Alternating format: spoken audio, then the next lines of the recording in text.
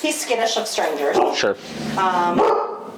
But he does warm up, and then he's fine with people for the most part. Adults. Yeah, I gotcha. Kids. Another story. Well, actually, it's mainly the kids that live here. Sure. He's possessive of the two of us. Yeah. And the main problem is if we're sitting down. It's in this area.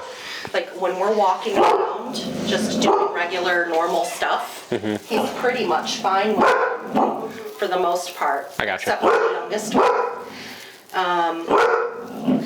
Really have to watch him with the youngest one. So is this pretty common as far as like people coming over and kind of like he'll stay on the bed, but the barking and the grumbling and stuff like that? Yeah, but I think honestly he's doing it because you're just standing there. Okay.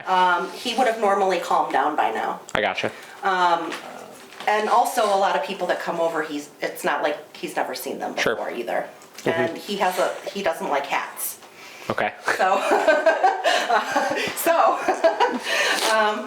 But my main concern, is it okay if I let him out? Leave him there for a little bit longer. Okay. Yeah. We'll get into some stuff here in a minute. We'll release him and everything, but I didn't know we'll let him just kind of chill there for a minute. Yeah, do you want to sit? No, like I said, we'll let him hang out there for a minute. So now with the kids, he won't do the behavior if he's on the bed currently? Correct. It's only if he's like free? Yes. No, he'll jump out of place. He'll jump out of place to do it? It's for the kids? Yeah, to go after the kids. He will. If they walk past him and he's in place, he'll go after them. Okay. And how predictable is the behavior from the standpoint of, like, it sounds like he does it regularly, obviously, but like, does he do it like every single time they walk by him? It depends on the situation. Okay. If things are quiet and relaxed, Sure. and nobody's like staring at him or holding onto a leash or whatever, Yeah. then and they just happen to like even if they're like Ryan, the youngest one, Sure. if he's standing at the steps like here Sure. talking, Yep. he'll start charging at him. The biggest problem is with the youngest one, and I think it's also because he's so terrified of him. Sure. At this I mean, you could point. definitely tell he's a skittish dog, for sure. Yeah, for sure. So. Yeah, he is, for sure. Yeah. So he's pretty good with the oldest boy, for the most part, but still he can't even like approach the couch if we're sitting on the couch and he's in a relax, if he's relaxed,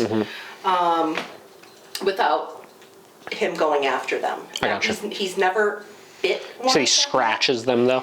He'll basically chase them down, growling and snarling. He'll get them pinned.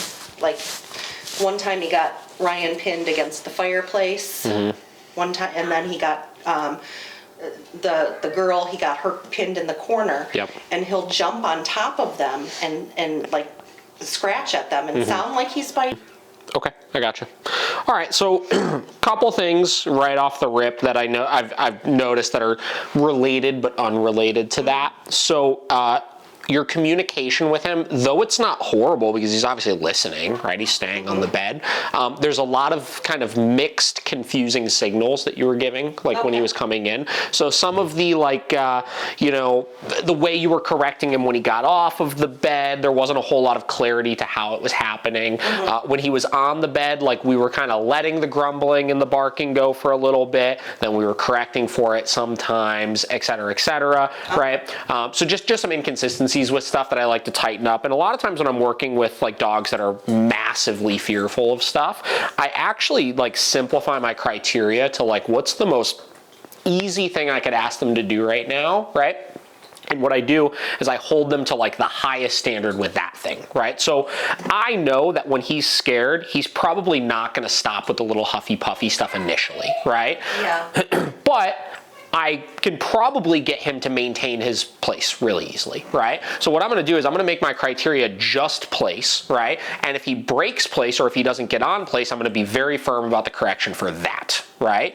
And, you know, I'll typically let him work through some of his insecurities and the barking and the grumbling and the growling and stuff, because a lot of times, especially those like really light, like huffy puffy noises and stuff that dogs will make, they're almost borderline like subconscious sometimes. Like they're just so in their head and so scared that it's just like kind of coming out. So the more we try to correct for it, sometimes we can actually create a lot more stress associated with that scenario, you know?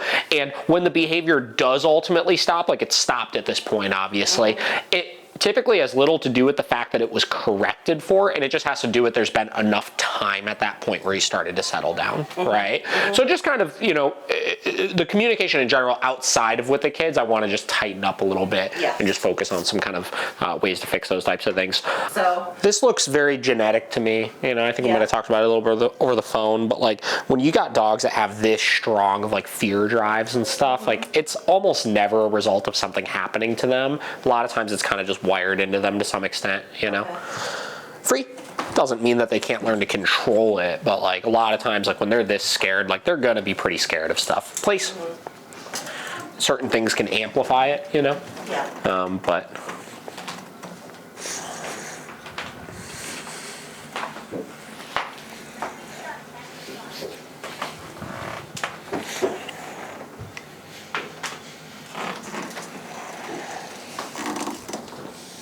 go ahead.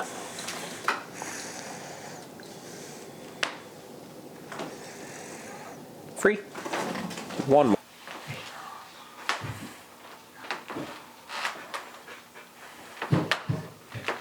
now he will sit and watch, but if he gets the opportunity.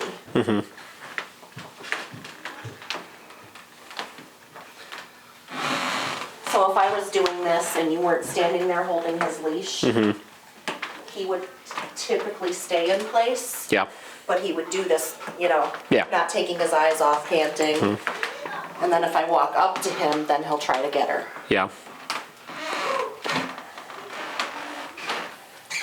Now that barking and stuff, though, it's startling. That's just the stimulation coming out. Like he's not obviously doing anything at that point, which is why I'm not correcting. My only expectation right now is that all 4 paws stay on this bed. Again, like we talked about with some of the noise and stuff, if you get too naggy and nitpicky about those types of things, you can create more stress and make the process harder, right? He's just saying right now, like, this is very hard for him to keep it under control, you know? But he's doing a pretty good job with it, honestly.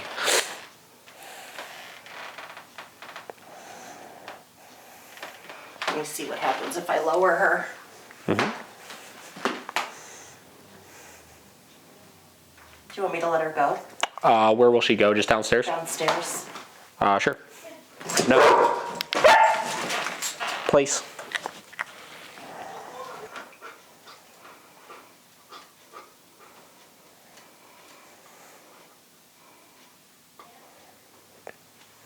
It's got extremely high prey drive, you can tell. I mean, it's interesting to see when these dogs go from like the really timid, scared to like that really confident, prey-driven mentality. Yeah. It's a lot of times why they get themselves into trouble, because when they're really scared, they can't control themselves, and when they're really amped up, they also can't control themselves. So you kind of have to address it on both sides of the spectrum, you know? Which is why, honestly, the cat thing, the fact that you can't get him to, you know, stay calm around the cat, you know, is probably the first place I would address it, you know, even before the children, which is why we're doing this, obviously, because this is almost even a more intense state of mind than the fear-driven state of mind, you know. Okay.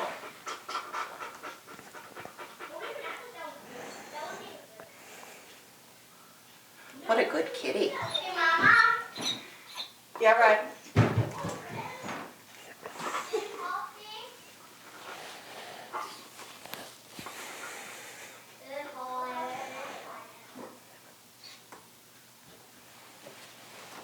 Look at the kitty cat. You can let her go. And again, the excitement, but he's not making the motion of getting off of it, which is why I'm not correcting for it, as long as he keeps it under control enough where he stays on there. Now you said just the hanging out was the trigger, or is there something? Yeah, okay. Generally, if we're sitting on the couch and the kids are approaching the couch, Yeah. or anywhere in the vicinity of the area of the rug, Yeah. he's on high alert I gotcha. and he'll chase after him. Yeah. We can definitely tell, you know, he hasn't settled down at all being on it, right? And this is the first thing is a lot of times what I'll find is that people start off doing the right thing when they start trying to work through these things. Like you've incorporated your place command into things, right? You've incorporated some general obedience into stuff, right? But then what happens is they rush too quickly into the next step of things, which would be the free, you know, having the interaction taking place, stuff like that, before they've worked through the immediate trigger. It's interesting. We were just at another in-home assessment right before this with a dog with similar issues, but a lot more aggression behind it than this dog, obviously. And it's the same concept where the dog is fine. It kind of the opposite actually with you guys. The dog was fine if you're just like hanging out on the couch, stuff like that. But the second you get up and start moving around, like that was kind of the trigger with things, you know?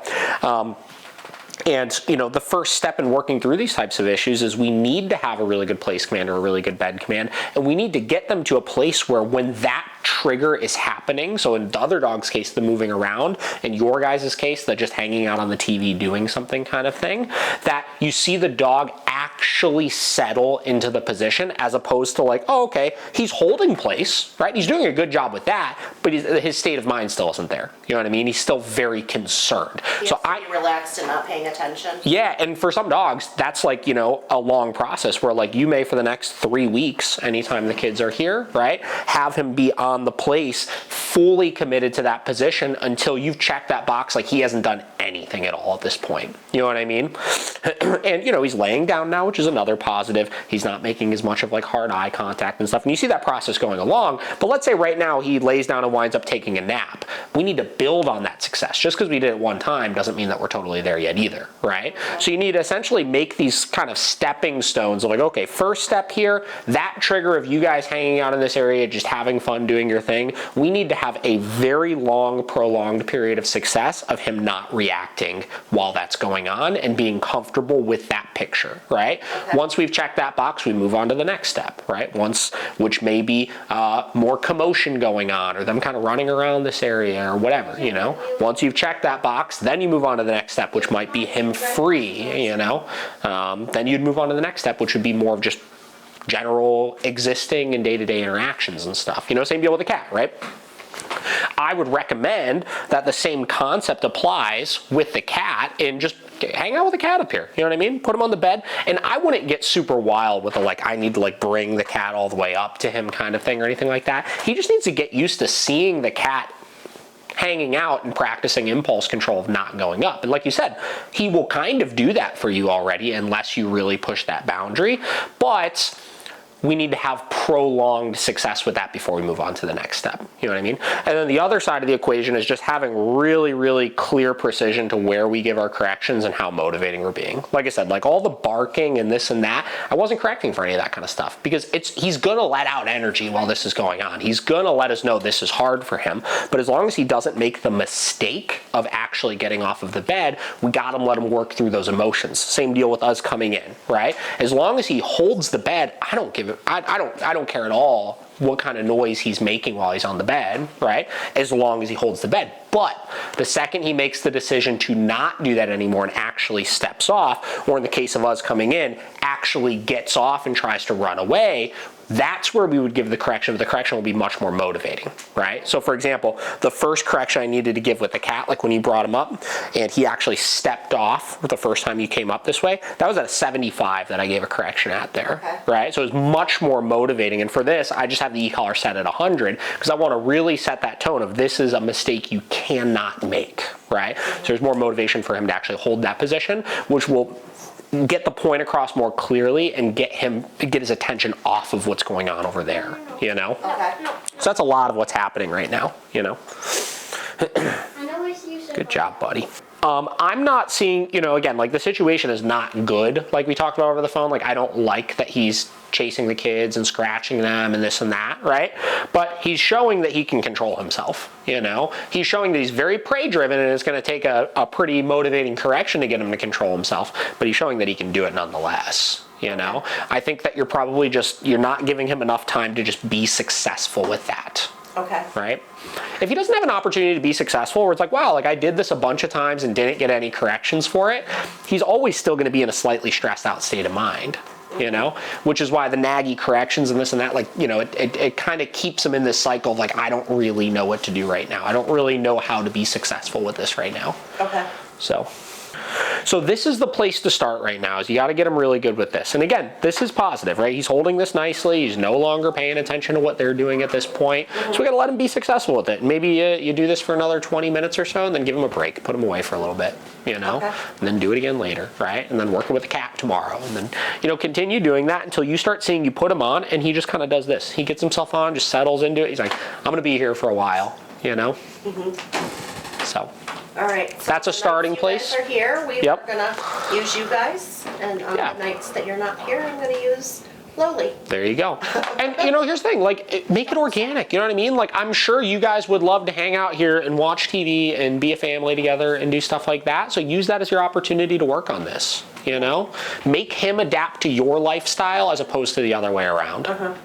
So, because I see too many people fall into the trap of they change their life for their dog, you know? We don't want to do that, right? So this is us forcing him, like, hey, this is what we're going to do right now, and you don't need to be a part of it right now. You need to Right. just chill over there. Right.